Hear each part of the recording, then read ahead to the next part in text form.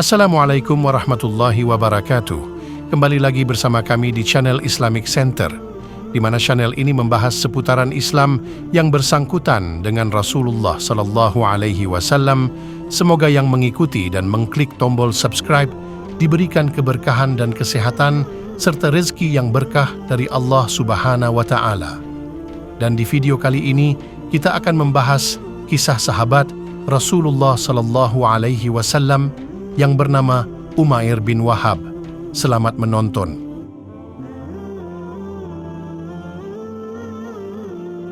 Umair bin Wahab al-Jumahi pulang dari Badar dengan selamat, namun dia meninggalkan anaknya di belakangnya sebagai tawanan di tangan kaum muslimin.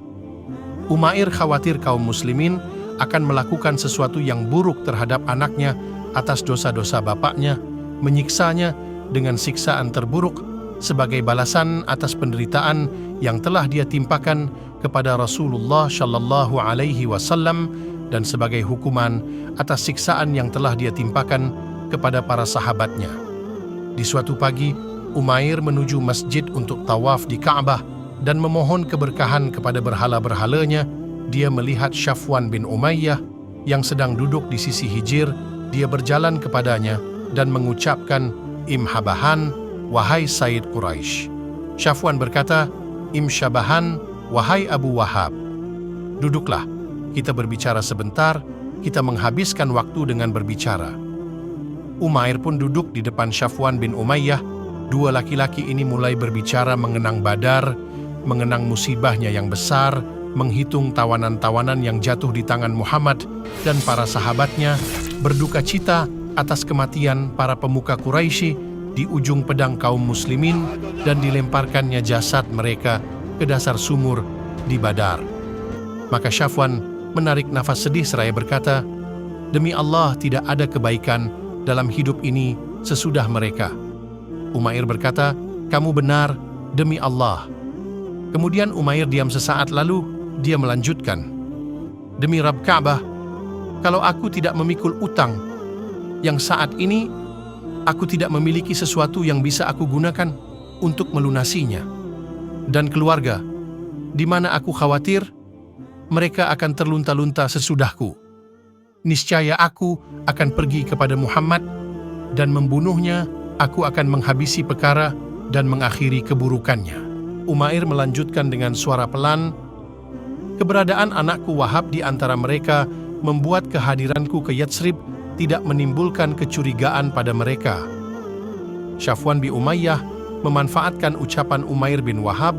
Dia tidak ingin melepaskan peluang ini begitu saja, maka dia berkata, "Wahai Umair, biarkan aku yang memikul seluruh utang-utangmu. Aku akan melunasinya sebesar apapun, dan keluargamu aku akan menanggung kehidupan mereka bersama dengan keluargaku selama aku dengan mereka masih hidup.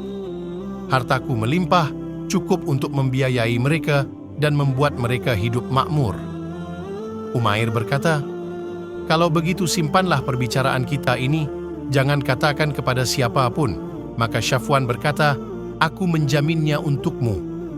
Umair meninggalkan Al-Haram sementara api kebencian bergolak di dadanya terhadap Muhammad. Dia langsung menyiapkan segala perlengkapannya untuk melaksanakan tekadnya. Dia tidak perlu khawatir dicurigai oleh seseorang dalam perjalanannya karena dia termasuk orang-orang Quraisy yang masih mempunyai urusan dengan kaum muslimin terkait dengan tawanan perang Badar. Mereka hilir mudik ke Madinah untuk membebaskan tawanan mereka. Umair mengasah pedangnya setajam mungkin dan menaburkan racun padanya. Umair menyiapkan kendaraannya dan naik ke atas punggungnya. Dia bergerak menuju Madinah dengan niat buruk dan tekad jahat memenuhi sesuatu di dalam jubahnya. Umair tiba di Madinah. Dia menuju masjid, hendak menemui Rasulullah Shallallahu Alaihi Wasallam. Setibanya dia di dekat pintu masjid, dia menderumkan onta dan turun dari punggungnya. Umar bin Al-Khattab pada saat itu sedang duduk bersama sebagian sahabat di dekat pintu masjid. Mereka membicarakan Badar dan apa yang dibawa olehnya berupa tawanan perang dari orang-orang Quraisy dan korban mereka mereka mengenang kepahlawanan kaum muslimin dari kalangan orang-orang muhajirin dan ansyar. Mereka membicarakan kemenangan yang Allah Ta'ala anugerahkan kepada mereka, kekalahan dan kehinaan yang Allah Ta'ala timpakan kepada musuh mereka. Tiba-tiba Umar menoleh, dia melihat Umair bin Wahab turun dari punggung kendaraannya dan berjalan menuju masjid dengan menenteng pedangnya. Maka Umar berdiri dengan perasaan kemas. Dia berkata, "Anjing musuhalah Umair bin Wahab. Demi Allah, dia tidak datang kecuali bermaksud jahat. Dia telah mempengaruhi orang-orang musyrikin di Mekah untuk memusuhi kami dan dia adalah mata-mata mereka atas kami sebelum terjadi perang Badar." Kemudian Umar berkata kepada rekan-rekannya, "Pergilah kalian kepada Rasulullah Shallallahu Alaihi Wasallam, tetaplah kalian di samping beliau, berhati-hatilah terhadap kelicikan orang busuk itu." Kemudian Umar bergegas menuju Nabi Shallallahu Alaihi Wasallam dan dia berkata kepada beliau, "Ya Rasulullah, ini musuh Allah Umair bin Wahab telah datang dengan menghunus pedangnya. Menurutku, dia tidak datang kecuali dengan maksud jahat." Maka Nabi Shallallahu Alaihi Wasallam bersabda, "Bawa dia masuk kepadaku." Maka Al-Faruq membawa Umair bin Wahab kepada Nabi Shallallahu Alaihi Wasallam dengan mencengkram kerah bajunya dan mengalungkan tali pedangnya di lehernya. Ketika Nabi Shallallahu Alaihi Wasallam melihatnya dalam kondisi demikian, beliau bersabda, "Lepaskan dia wahai Umar." Maka Umar melepaskannya. Kemudian beliau bersabda kepada Umar, "Mundurlah dariku." Maka Umar mundur. Kemudian Rasulullah Shallallahu Alaihi Wasallam menghampiri Umair bin Wahab dan beliau bersabda, "Mendekatlah wahai Umair." Umair berkata, "An'im syabahan." Ini adalah ucapan salam jahiliyah. Maka Rasulullah Shallallahu Alaihi Wasallam bersabda, "Allah telah memulaikan kami dengan sebuah penghormatan yang lebih baik dari ucapanmu itu wahai Umair. Allah telah memuliakan kami dengan salam, ia adalah penghormatan untuk penduduk surga." Maka Umair berkata, "Demi Allah, engkau sendiri tidak asing dengan penghormatan kami dan engkau belum lama meninggalkannya." Maka Rasulullah Shallallahu Alaihi Wasallam bertanya kepadanya, "Apa yang membuatmu datang, wahai Umair?" Umair menjawab, "Aku datang dengan harapan engkau berkenan melepaskan tawanan yang ada di tanganmu. Berbuat baiklah kepadanya demi aku." Rasulullah Shallallahu Alaihi Wasallam bertanya, "Lalu mengapa pedang itu ada di pundakmu?" Umair menjawab, "Pedang yang buruk dan tidak berguna apapun bagi kami di perang Badar." Rasulullah Shallallahu Alaihi Wasallam mencercanya, "Katakan kepadaku dengan jujur, apa yang membuatmu datang kepadaku?" Umair menjawab, "Aku tidak datang kecuali untuk itu." Rasulullah Shallallahu Alaihi Wasallam bersabda, "Tidak demikian, akan tetapi kamu duduk bersama Safwan bin Umayyah di Hijir, lalu kalian berdua mengenang orang-orang Quraisy yang dilemparkan ke sumur Badar. Kamu berkata, kalau bukan karena utang yang aku pikul dan keluarga yang aku tanggung, niscaya aku akan berangkat menemui Muhammad untuk membunuhnya. Lalu Safwan bin Umayyah memikul utangmu dan menjamin kehidupan keluargamu dengan syarat kamu membunuhku. Allah Ta'ala menghalangimu untuk melakukan hal itu." Umair terhenyak sesaat, kemudian dia berkata, "Aku bersaksi bahwa engkau adalah utusan Allah." Kemudian dia buru-buru menambahkan, "Ya Rasulullah, dulu kami mendustakanmu dengan tidak mempercayai berita langit yang engkau bawa dan wahyu yang turun kepadamu. Akan tetapi ceritaku dengan Safwan bin Umayyah hanya diketahui oleh kami berdua. Demi Allah, sungguh aku yakin bahwa yang menyampaikannya kepadamu hanyalah Allah. Segala puji bagi Allah yang telah menggiringku kepadamu sehingga dia membimbingku kepada Islam." Kemudian Umair bersaksi bahwa tidak ada ilah yang hak selain Allah dan bahwa Muhammad adalah utusan Allah. Dia masuk Islam. Maka Rasulullah Shallallahu Alaihi Wasallam bersabda kepada para sahabat, "Jadikanlah saudara kalian ini paham dengan agamanya dan ajarilah dia Al-Quran serta bebaskanlah tawanannya."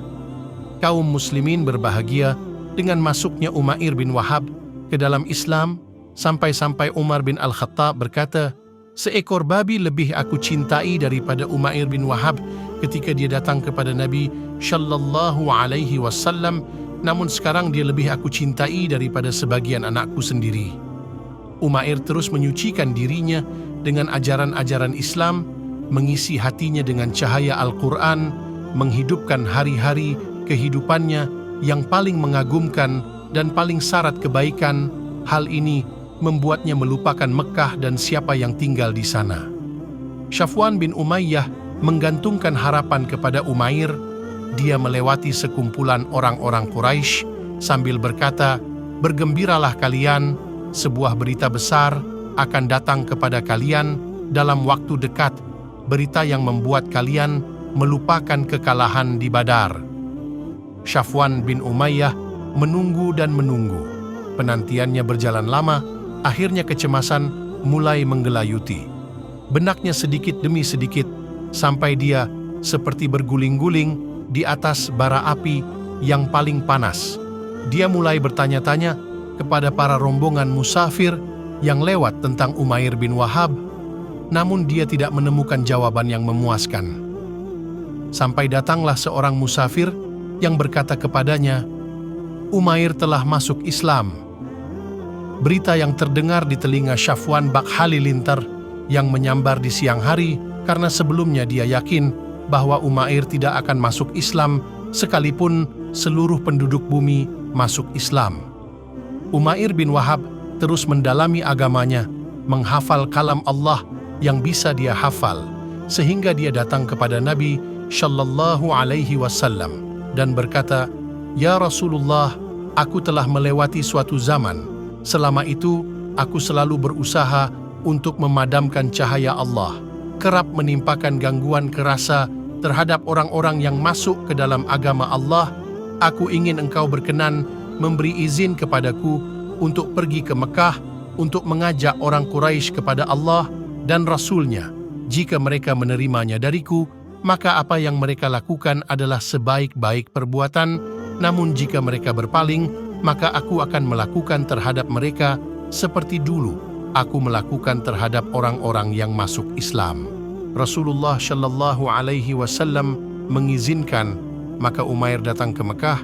Dia datang ke rumah Safwan dan berkata, "Wahai Safwan, sesungguhnya kamu adalah salah seorang pembesar Mekah, salah seorang Quraisy yang berakal.